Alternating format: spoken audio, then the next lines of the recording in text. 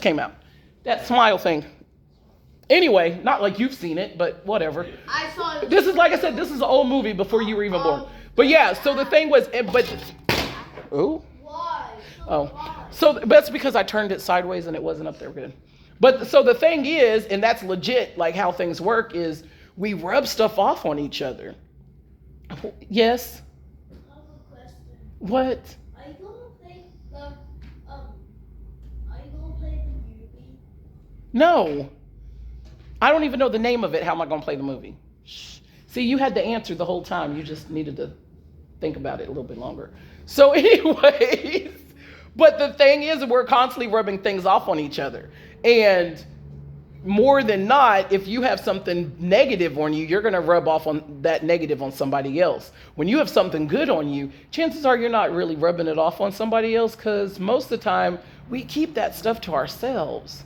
You know what I'm saying? Like we go to church or something, or we have a relationship with somebody and something's good. And there's a part of us, which I know got to be from Satan. It's got to be from the sin, from whenever they bit the apple and started the fall of man, because there's something about us that just wants to keep good stuff to ourselves. Like, oh, I found a great place that has discounts on pizza. I don't want to tell nobody because I don't want them going over there eating all the pizza. Like there's just some weird thing in our heads that when we find something good, it's like we want to keep it to ourselves. Like if you're outside playing as a little kid and you find something, like you want to show people, but you also don't want to show people because you don't want nobody to take it. And that's what we do sometimes when we have good stuff going on or a good relationship. We don't want to tell people, which is wisdom in some aspects, but it's kind of messed up in the whole like gospel part of it that we should share. You don't have a question, so you can put your hand down. You're okay. You can keep it till later. Write it down. So, yes, what's your statement? It's raining. See, that wasn't It's raining. That wasn't even necessary. Nope, we're not going there. You're going to be fine. So one of the things besides trust that I wanted to talk to y'all about was, and this is important, that I like the fact that it's all dudes, because then I can break this down in a different way without any shade being tossed. Although it affects you in the same way, is when I talk about all the stuff that like has happened to me and I didn't understand my like the relationship, a close relationship with God, I was distant. It also messes up your identity, right? Like if you don't know, there's a Dr. Miles Monroe. He was a evangelist, a TV evangelist, went around spreading, news about God and everything like that. And he has a quote, which a lot of people say this stuff, that if you don't know the purpose of a thing, it's inevitable to misuse it. It's inevitable to abuse it. So like when we show the chairs up here, if you didn't know that this was a chair, and that's probably how it would get broken like that. If you didn't know it was a chair, you thought it was a hammer, or you thought it was something to beat the wall with, it'd probably end up looking just like this because you'd go smacking it around every time you had a problem with something. If there's older TVs and when they didn't get reception, people would smack the side of it. You've probably seen that in movies or something. They'd mess with the antenna and bang the mess out of it. But we do it with our cell phones too. Like if your cell phone ain't acting right for whatever reason, the first thing you want to do is be like, what's wrong with this? Like, when that's not going to fix it. I don't know why. It's not working. Yes, you just bang the mess out of like the batteries. But you think to yourself, like somehow hitting something is going to make it do whatever it's supposed to do. But we do, stop. But we do the same with ourselves. We don't understand our purpose, and therefore we will use and abuse our own selves. We will put ourselves in situations. We will line ourselves up in relationships or activities that are no good for us because we don't understand our purpose. So when I was younger and I didn't know, so I already had a distant relationship from God. I didn't trust him in any way. And I didn't trust anybody. Probably didn't even trust myself because my body didn't even work right. Like I didn't breathe, like I already said, I didn't breathe when I was supposed to. So I probably had a mistrust with everything. So that meant too, I didn't understand my purpose. I didn't understand what I was placed here for. And I remember when you don't know, if somebody tells you something, like if I was to come and tell you like that was a stool and not a hamper that was on top of a wood, you probably just sit on it like Journey did. I can sit here because it's a stool. And you could go through your whole life thinking that that's how stools are until you go somewhere else and somebody, gives you the revelation, like, no, that's a hamper on wood. It takes it off, and then they're like, see? And you're like, what? Never knew. We do that about a lot of stuff. And that's what, like, our own identity, it happens that way. When I was 15, well, yeah, I was like 15 something. I think it was before I was 16. And my dad was having affairs on my mom. And I remember my great personality that God has given me is real bold. So I decided I was going to confront him about it. And so I'm having this conversation with him about it. And he says to me, well, you know, you don't understand. Like, my mom was sick and she was paralyzed. And he was like, you don't understand that men just have needs. And I was like, okay. And he was like, and I can't with your mom. So I got to take care of me because I got needs. And while he was making excuses for his own behavior, but we give him grace because we already learned that, right? But while he was making excuses for his own behavior, what happened, me being a female, in my head, okay, if men just have needs, that means my personality, my identity is just here to fulfill men's needs, obviously. And since I had already been raped and molested, it just built into that identity of like, that's the only thing I'm here for. That's the only thing I'm good for. And I didn't know my purpose. So here I got the wrong message of what my purpose was. And then that just, like, Satan grabbed a hold of that, because like I said, he's always watching and finding ways to plant seeds in us, right? So he's watching like, yeah, you know, good job, Dad. You know, like, he's like, this is going to be amazing. And kind of like when you watch a movie and you're like, yeah, this is what's about to happen. And so the whole time he's sitting there waiting, and he's like letting those seeds, you know, build in. And already, I grew up in a white town. I was like the only black kid in my class. Every once in a while, there was these guys that would move in because they'd live with their grandparents and they'd move back out to be with their parents, and they go back and forth sometimes with custody. So, but most of the time, I was the only, yeah, your phone's doing something else, so you can take it. But most of the time, I was the only black kid in the class. So, Me too. yes. So, but that meant that there was not like black guys for me to date or anything like that. Not that I had to date black guys, but it made it awkward. It made it different. It made like a whole situation now. And so I didn't like flirt, talk, date. And, you know, the molestation and the rape, like, I had been mistreated physically a slew of times, more than we can sit here and go into, from men, from, you know, young men, older men, whatever the case was. So when I heard that from my dad, already I had all this stuff already built up. I already had all these seeds in me of, this is like, you know, this is all there is. So if I don't have anything else to break that lie. There was nothing else to combat that lie. There was no, like I said, the fact that I didn't date or anything like that, there was nobody else to say there's value with you in this aspect of relationships. There's a different purpose for you in this aspect of relationships. So there was nothing to combat the lie. So I believed the lie. What I've explained to y'all before is, when we hear something, we hear a lie, we have a choice to immediately know it's a lie and reject it, or to form an alignment and a contract with it. And when you believe something, you automatically form a contract with it. And then in the spiritual realm, that legal contract has now given the enemy the right to come mess with me, basically. Because God has formed rules of how things work spiritually. And he's formed protections for us. And when we've asked him to come into our lives for a relationship, he immediately clothes us with the righteousness that I talked about, right? Which also protects us.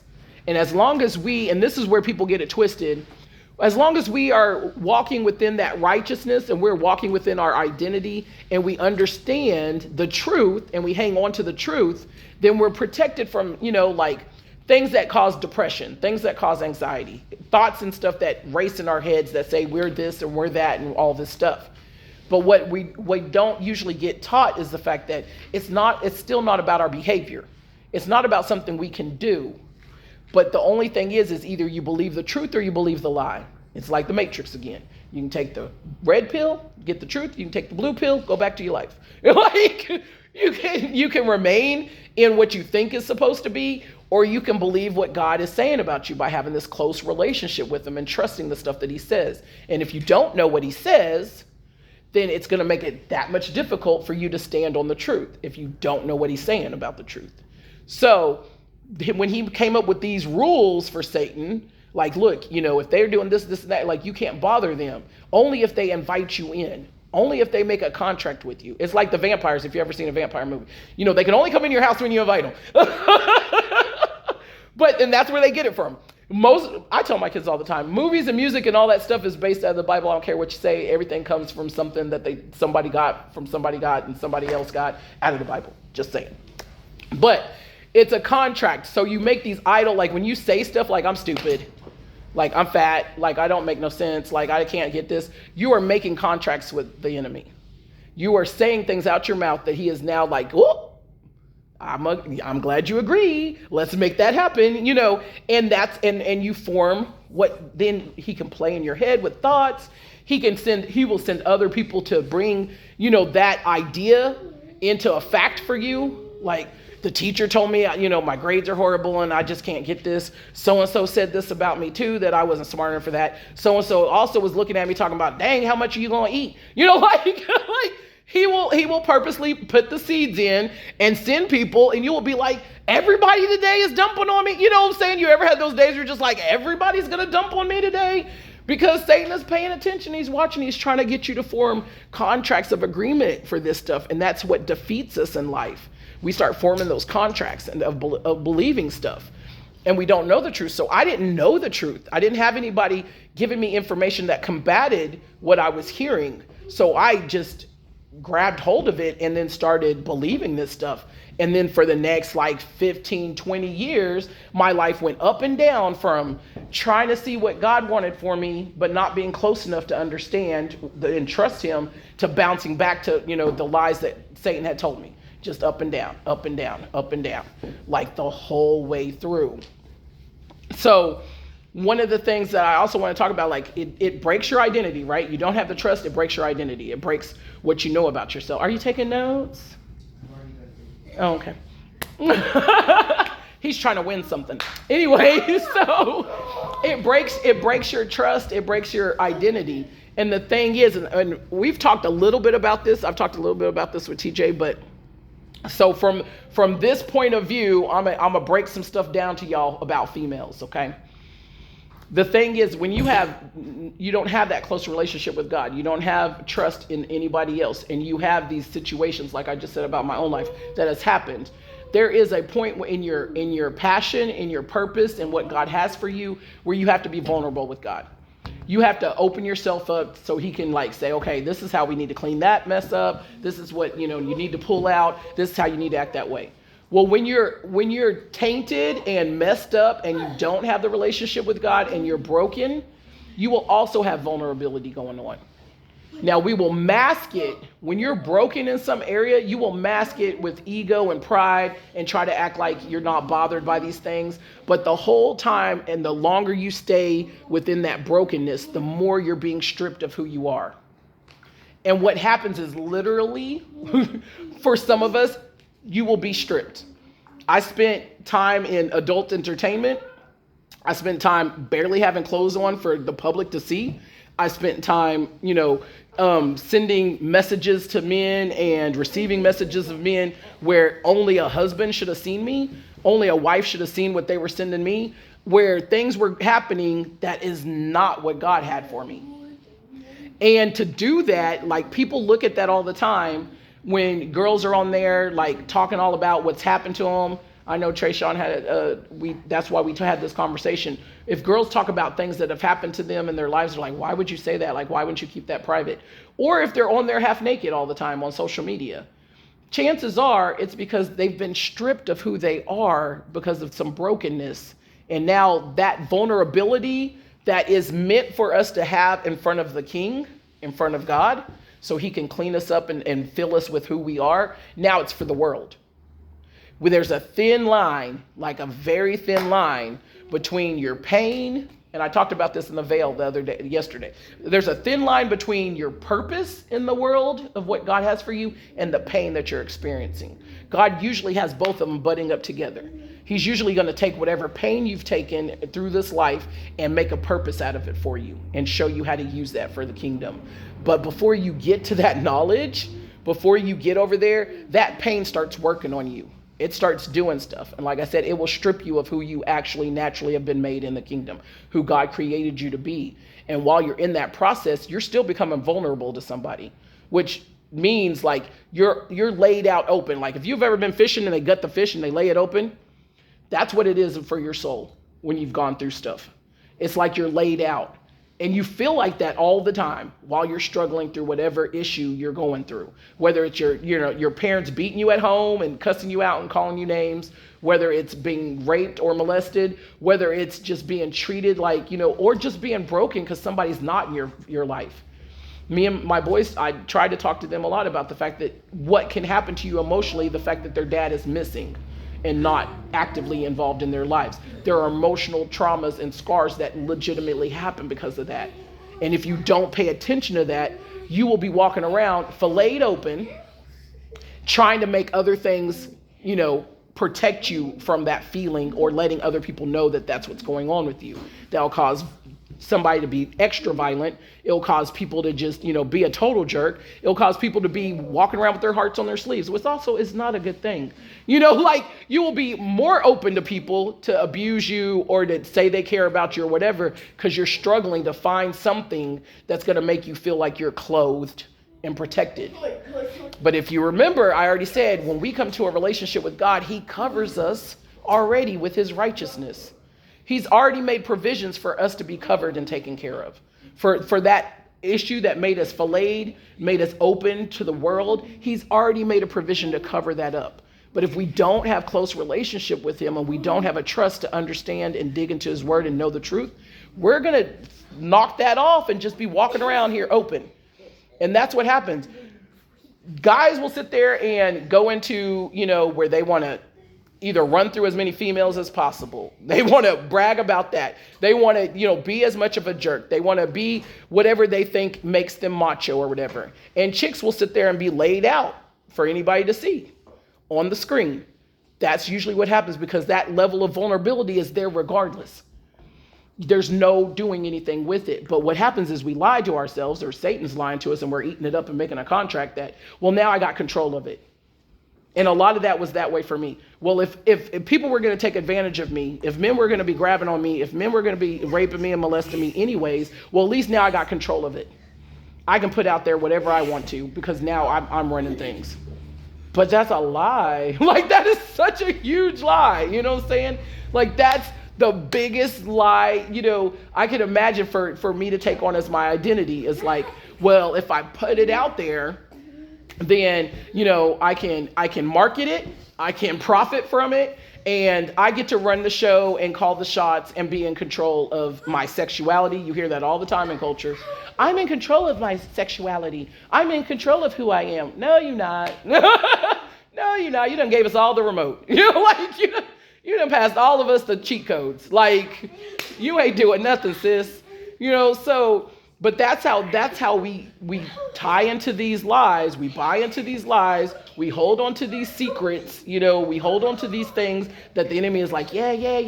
And we make these agreements with him. And then he gets free reign to sit there and start sending other people to go. Because what happened with me is like, there were moments on each level where I got more and more and more into adult entertainment, when I got more and more and more into this depraved life, even while I was raising my kids. Because I had a group of friends who were like, girl, yeah, pay your bills. You know what I'm saying? No big deal. It's not like you're actually doing anything. Go on and do that. They were friends. They were supposed to be the closest people to me.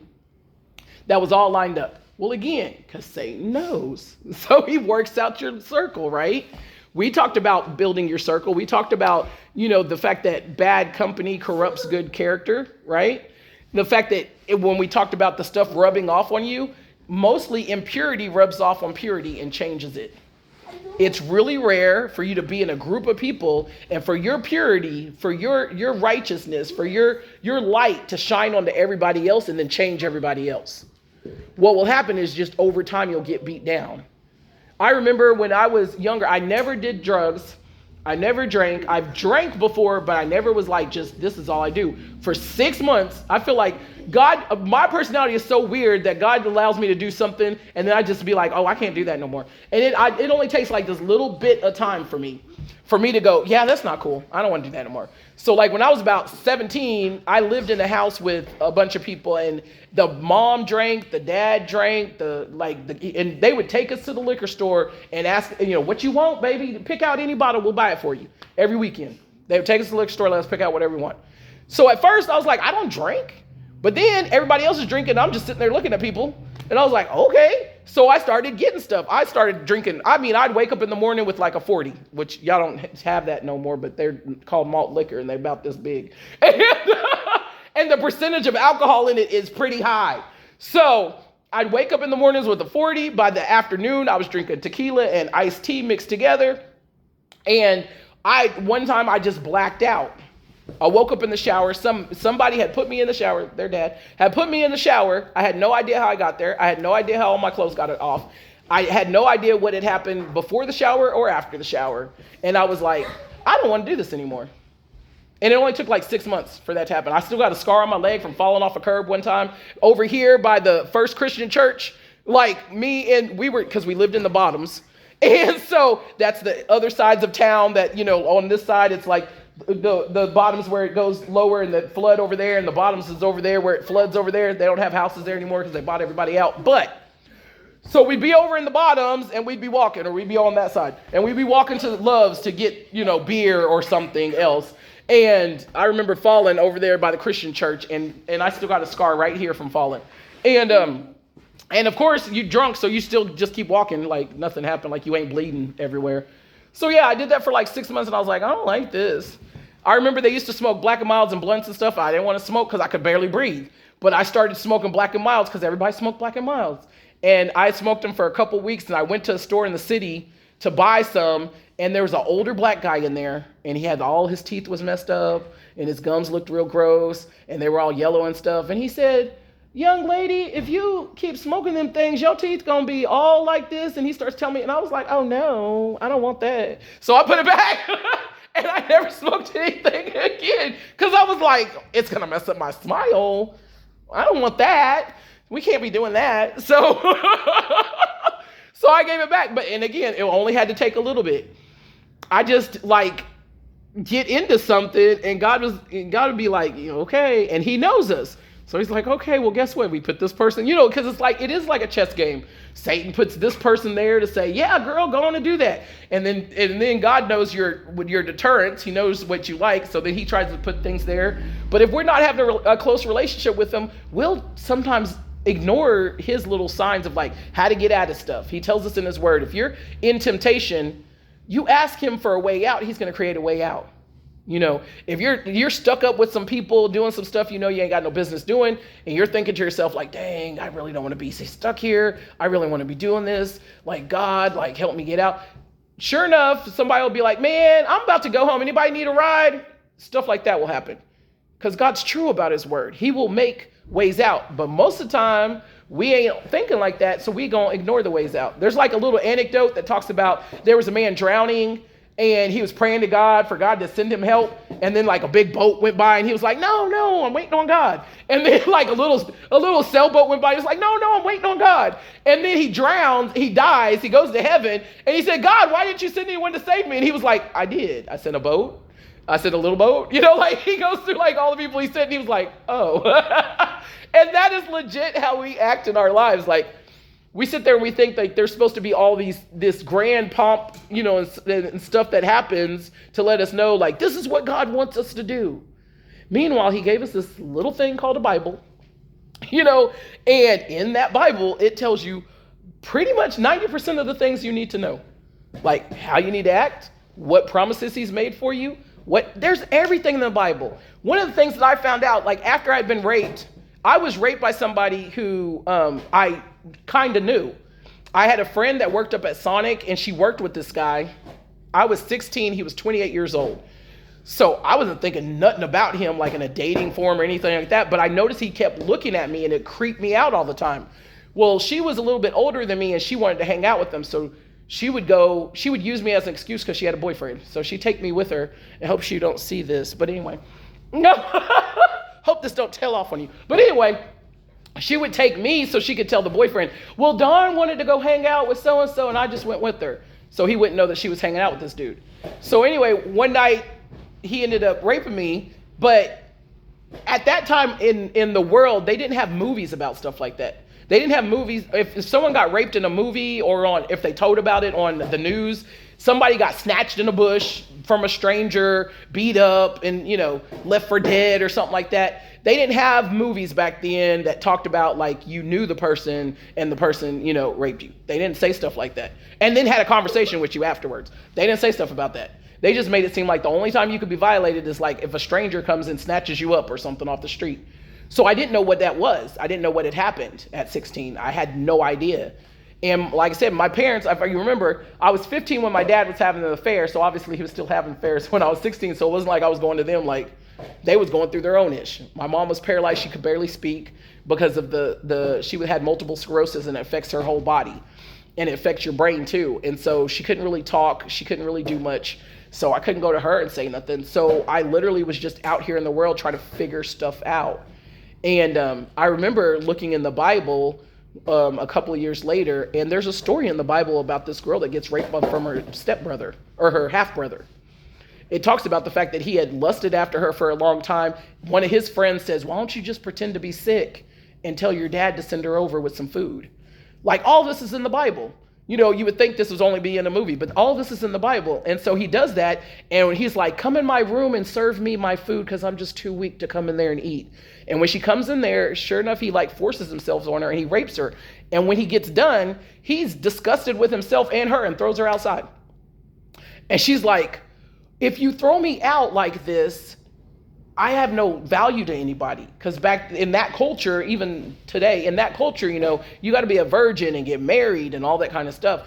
So she sits there and desperately is like, even if all you do is like kill me or leave me in here as a slave for you, like don't throw me out where I'm now damaged, basically. And he was just like, I don't want to deal with you no more. And he tells his servants to drag her out and they throw her in the street. And then it goes into this whole other crazy stuff that happens. All that stuff legit happened. But for me to read that and see that this is something that's happened, this is something that's happened in God's word that has a name for it, that has like legitimacy, instead of, because when situations happen and you don't have anybody else to go to, you think you're crazy. So when I didn't have anyone else to talk to and I didn't know what happened to me, what it was called, I'm just sitting around like, well, maybe it wasn't what I thought it was. Like, maybe it's like, maybe I'm okay. Like, maybe it's not a big deal. Like, but it's making me feel like I'm crazy. And so after I saw that in the Bible, I just started digging more into that story and trying to figure stuff out. And then I did like my research paper. They used to make us do research papers. I don't know if they make y'all do that now, but they used to make us do research papers every year. And my research paper, I found out that there was a name for it. And it was called date rape. And I did my research paper on it. And then that was like, oh, that's what that is. It made sense. But the thing is, God's word has everything in it. Everything you could imagine, anything under the sun, anything. And Shala said this on the first night or the first day, the fact that there is nothing new under the sun. It says that in the Bible. There's nothing new under the sun. Nothing you experience in this life, God hasn't wrote about. God doesn't have a way for it. Like he tells us something for everything. He's got something for us for everything. You just have to trust him and form a relationship with him. Basically, that's it. Anybody got any questions? Oh, Lord. Journey, will you go warm up that spaghetti? It's in a bowl. Okay, what's your question? You don't have a question. So you have asthma. You relate to us. Do you have a question that's about what I was talking about or God? Yes, about you. Okay. So that means we have asthma? No, not all the time. Okay, next. Can I sing? No. I mean, you could sing when we do praise and worship later. No. Wherever you want to. So what does being vulnerable look like? What is being vulnerable in good and bad ways? Yeah. Because I think I touched on that in the bad ways, but in a good way, being vulnerable before God is, again, like we all have these wounds, right? We're filleted, we're laid out, we already got this stuff that has us stretched out. And it talks about this in the Bible. The fact that we have to be laid out in front of God that same way. If you've got someone's died and you're upset and you're angry about it, you can go to God with that. You can just lay out in front of God. You can just speak to him and be like, I'm mad. I'm pissed off. I don't understand. Why would you do this? You can cuss. Ashley talked about that like the other day when we had a conversation. Like sometimes she'd be cussing when she talks to God. But God already knows what's in our heart. He already knows what's in our head. Like you can bring him all that stuff because the thing is, nothing freaks him out. Nothing is too much for him. Nothing is too harsh or too crazy or too scary. Did you take the foil off? The bowl can, but not the foil. Okay. So, nothing is too much for God because he's seen it all. That's why it's so much stuff in his word. And that's only a little bit of stuff. That's the abridged version of history of time. Everything's not in there, but enough's in there to get us pulled closer to him to say, okay, Lord, I saw this in your word. This is what's going on in my life. Being vulnerable to him to avoid being vulnerable for the devil is being able to just lay everything out in front of him and be honest with him about it. I tell him crazy. Man, me and God be having conversations. And I told Trey this the other day, or Journey, one of them. I was talking about praying without cease. It was Journey. Praying without cease. It tells us to pray without cease. And my husband at one point was like, what is that even supposed to mean? How are you supposed to do that? And now he gets it. And for me, I am constantly talking to God. I joke about the fact that I have other voices in my head. And it's like a boardroom up there and that they're having conversations like the stuff we should do. Girl, do you think we should go over there? Oh, did you see the way he was looking? I don't think we should do that. I have these constant conversations in my head. Well, Holy Spirit is always there too. I don't know what y'all talking about, but what you need to do, he's always there, kind of like the moderator. After we all have our session, then he comes in with that don't make no sense. We shouldn't do that. And so the more I'm in his word, the more words the Holy Spirit has that I understand. It's like he's speaking another language until I get into the word. And then I'm like, that's what you meant the other day now I get it. But so for me, I've been in stores before and seen children. And I'm just so going to be honest with y'all. And I'll be like, Lord, why'd you make them eyes look like that? What is going on with that baby? You going to bring those back together? I don't understand. Her mama look all right, but that baby, whoa, Jesus. I have real conversations with him. I don't hide nothing at all from God. I don't hide nothing from him. And that's being vulnerable, is being able to just lay it all out. And the thing is, and I act a fool when I'm in church doing praise and worship, wherever I go. And the reason I act a fool is because I've been in the club acting a fool. I've been in the world acting a fool. I put my whole everything on the glass before. If I could put my everything on the glass for other folks to see, why I couldn't lay, just naked and empty in front of God about all my biz.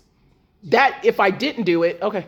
If I didn't do it, that would seem dumb to me. Why would I try to hide things from the one that created me? And I done gave everything freely to folks. Well, some of them had to pay. But I done gave everything to folks out here in the world. And why would I not give everything to God? And so that's what being vulnerable is about. Because, again, we're going to be vulnerable regardless. We can't stop that. I think some people think I don't have to get that serious with God because I don't have to be that with nobody but myself. But that's a lie. Again, that's a lie from the enemy because we're all going to be stripped at some point for something. Something's going to strip us down. And you might as well be in the Creator's hands than be in the world's hands when it happens. That's all. Did that answer it? Ashley, did I answer it? Yeah. Okay. Any other comments or questions? No. Not from the twins. Okay. The twins' questions. You said what? I have a question about the twins'. Okay. It has nothing to do about today. Oh gosh, what then?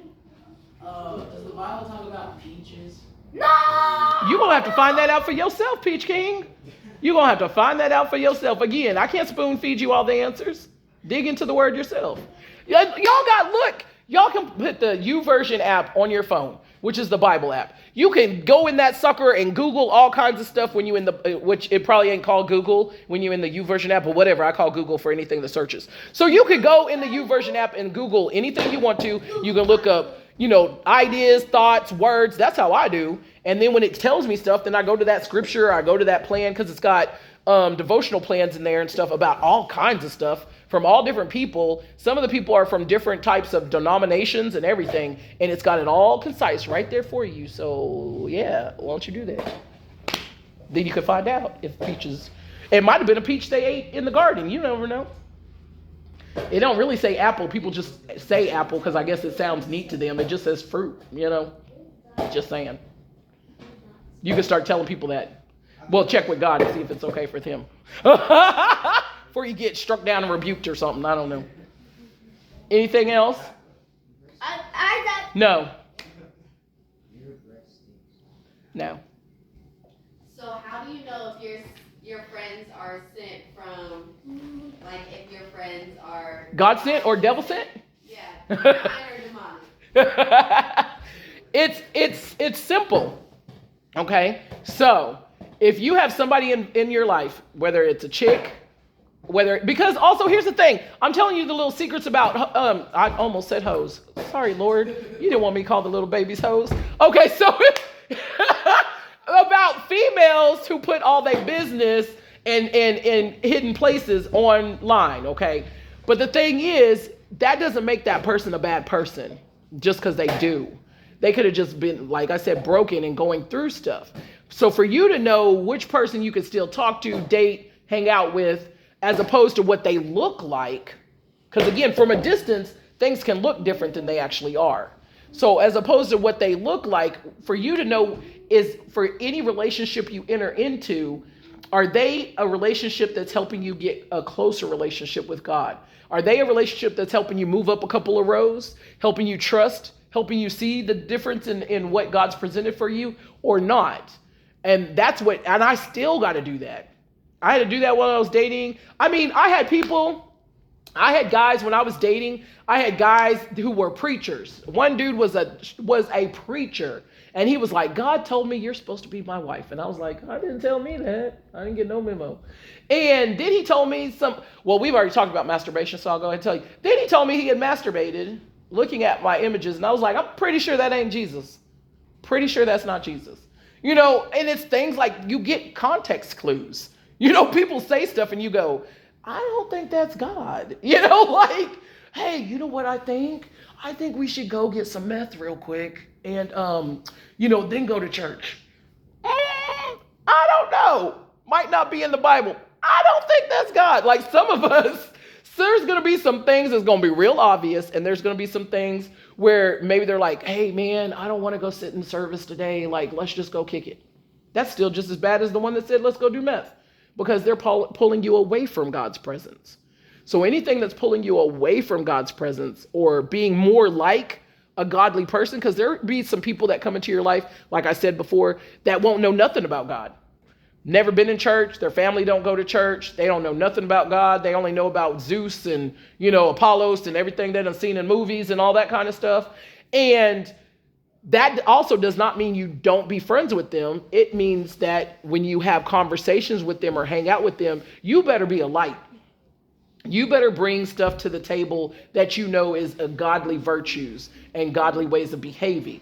And then when they say something, you can be like, no, I don't really get down like that. No, I don't really want to do that. Like, you want to go do this instead, and you give them the option then of going with you closer to a relationship with God for you to still build your character as a godly man.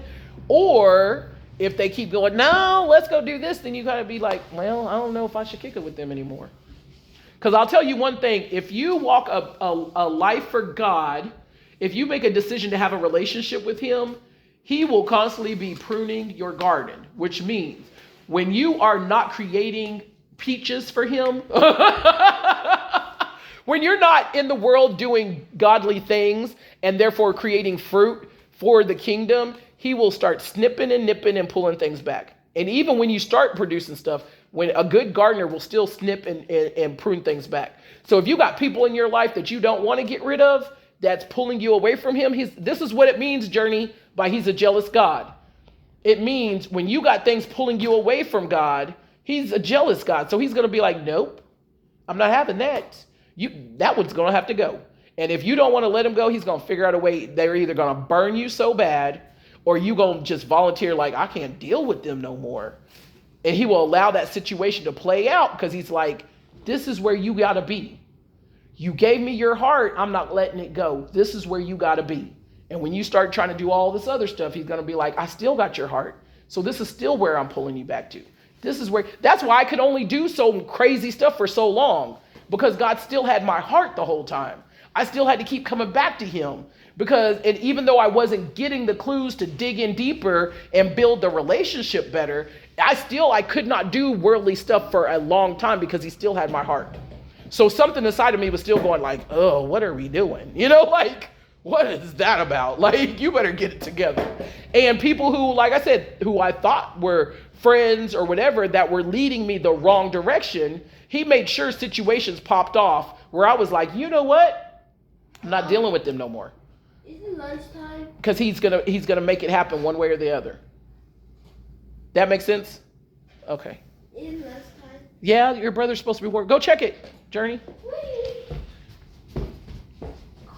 So we can eat.